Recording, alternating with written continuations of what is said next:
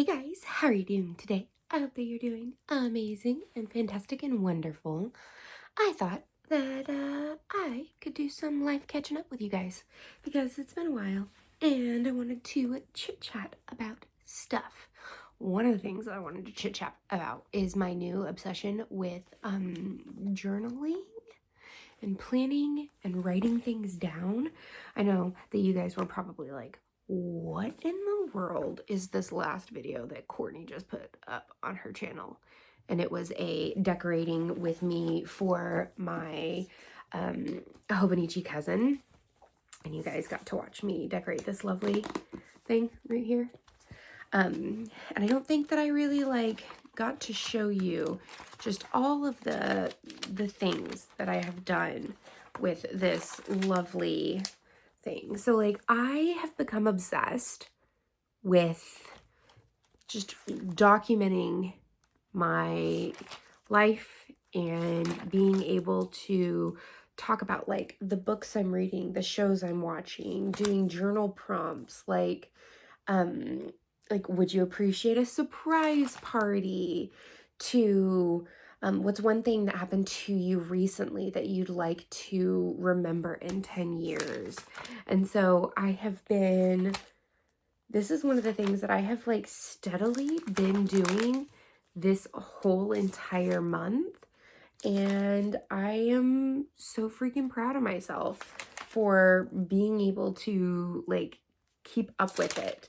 I haven't done this morning's journal prompt, but yeah, so this is one of the things that has been so rewarding, that I have been super, super, super proud of myself with.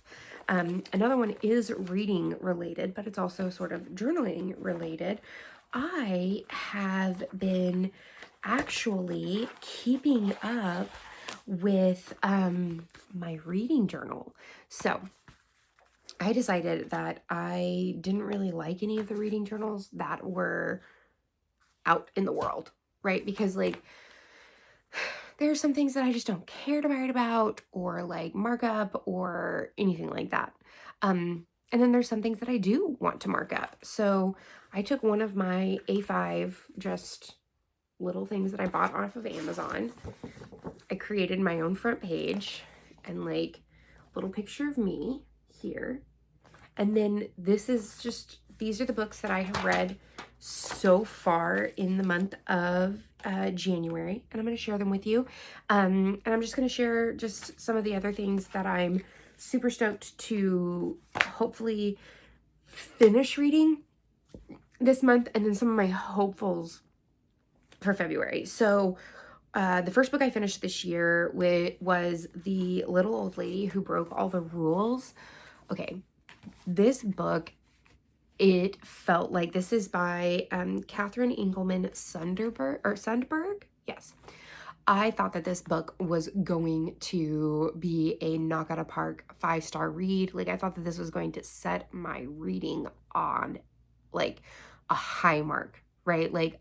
This book could not have been more quintessentially me. It had to have been handwritten for me. Basically, there are a group of senior citizens that are living in Switzerland, and they have, I think it's Switzerland, or pretty sure it's Switzerland. They believe that their retirement home has been purchased by this very greedy man, and they watch a documentary about the prison system, and they believe that the prisoners where they live get actually treated better than they do. So they decide that they're going to do a heist of a museum. I literally wrote, this is where the title front cover totally reeled me in, hook, line, and sinker. I'm a sucker for a good caper, feisty septuagenarians, and a good time. However, the book felt like it would never end. The author just kept going. Every time I felt okay, this is a good place to end, this is good, the author just kept adding to the story and just kept adding to the story and kept adding to the story. And there was also a character that was in the story that you didn't like, um, and she kept taking you to them, but then they didn't really matter in the end, and that annoyed me. And so I gave this one a 3 stars. The more I think about it, though, I like 2.5. It was okay. It was not the best. It wasn't the worst, but it was okay. That cover, though, is so freaking good. So good. Like, I think just based on the cover alone, it's a 3-star. Like, I can't base a book on, like, just its cover. The next book I read was How Roy Thorne Destroyed the Multiverse by Kate Eason. I'm really trying to read my shelves this year. And so this was a book that was given to me by my mother-in-law a couple of Christmases ago. And this is the first in the Thorne Chronicles. And I have the second one as well. I think it's just a duology.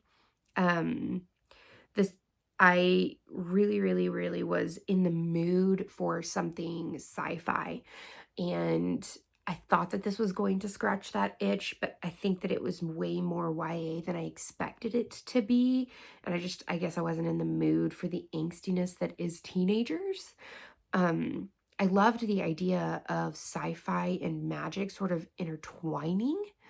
Um, because this does it really well. Like there's like this magic that they call arithmecy, and you can control computers and see auras, and that's really cool. Um, but it took there was a lot of info dumping, which is something that happens with fantasy and sci-fi.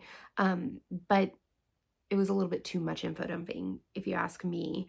Um, it did pick up and sort of grab my attention towards the end, but I didn't get attached to too many characters, and so it was hard for me to keep going.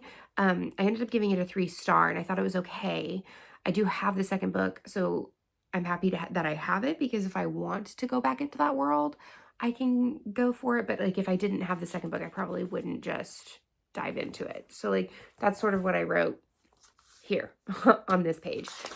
And then I read Chapter and Curse by Elizabeth Penny. This is the first in the series, and this is a book club book. And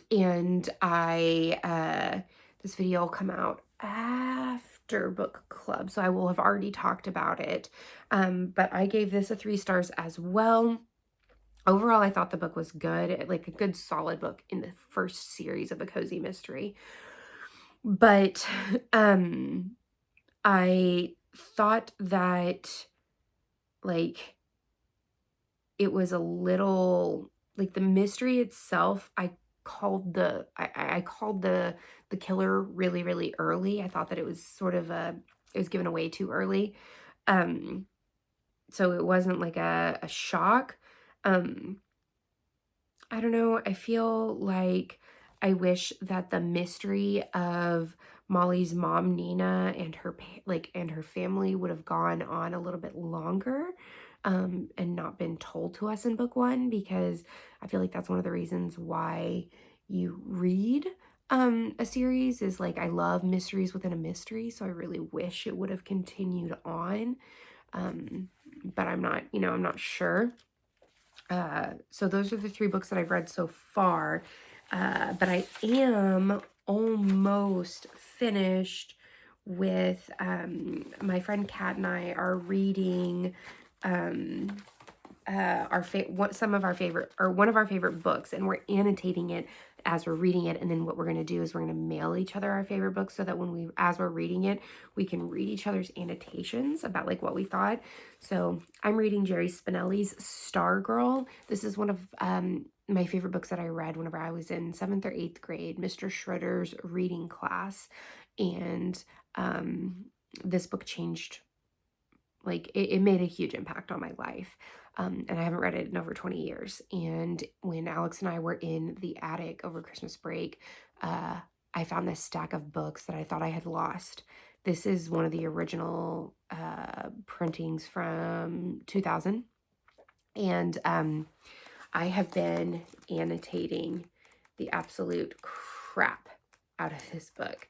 And I'm very, very, very excited about it. I'm only, I think, like 30 pages away from finishing this book before I send it to Kat. And so I will be putting Stargirl in my reading journal. And then for my in-person book club, we are reading Ready Player One. And this is my third time reading Ready Player One. And I'm enjoying it just as much as I did the first time and a second time. So it's going to be a 5-star read.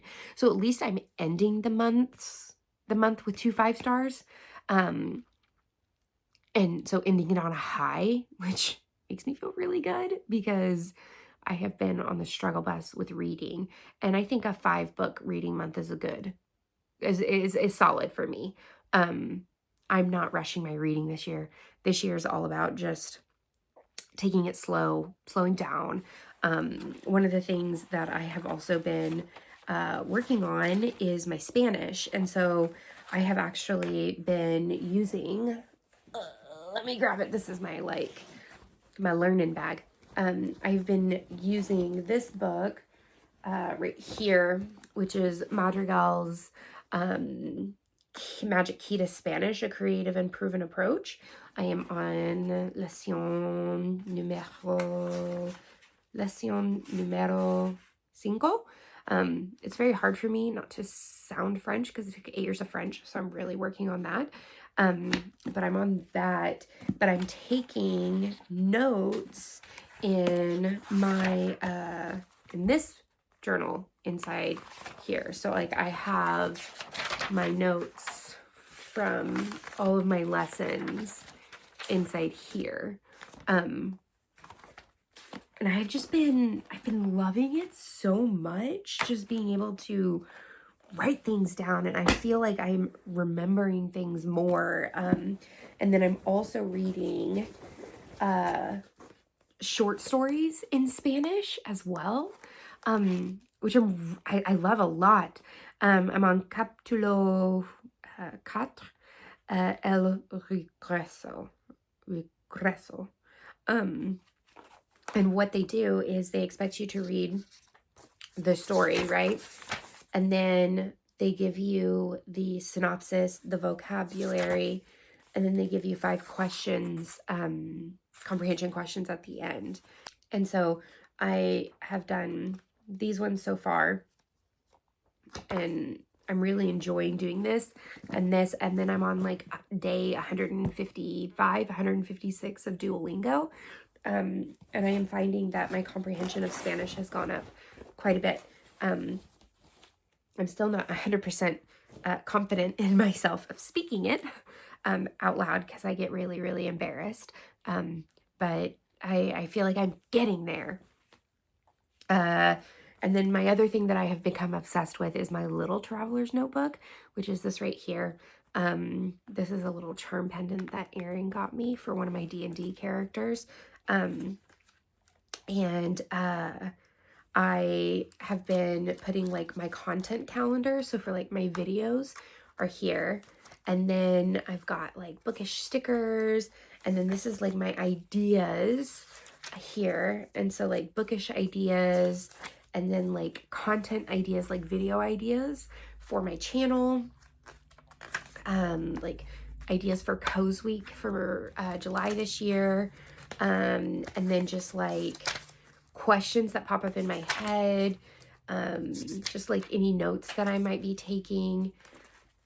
And this is sort of like turned into my wallet that I take with me when I go places.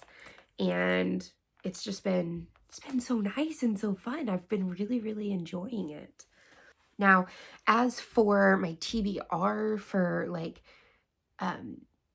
February, I'm hoping that, well, of course, we've got the Cozy Escape Book Club pick, whichever one that they picked, that was voted for. The theme is sweets. So I don't know what they're going to pick. I just filmed the video for the 3 choices. So, but whatever it is, that's what's going to be.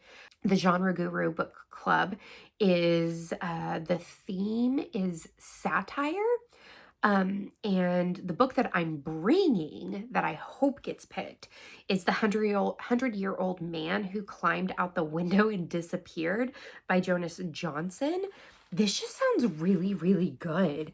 It says, a reluctant centenarian, much like a Forrest Gump, if Gump were an explosives expert, decides it's not too late to start over. Of course, I have to find like a feisty older protagonist, right?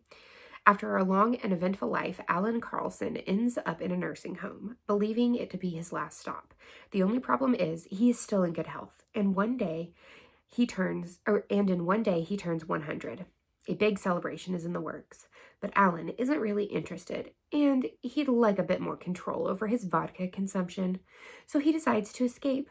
He climbs out the window in his slippers, embarks on a hilarious and entirely unexpected journey, involving, among other surprises, a suitcase stuffed with cash, some unpleasant criminals, a friendly hot dog stand operator, and an elephant, not to mention a death by elephant? It's just, that just sounds hilarious and fun, and I'm excited to read it. So there's that.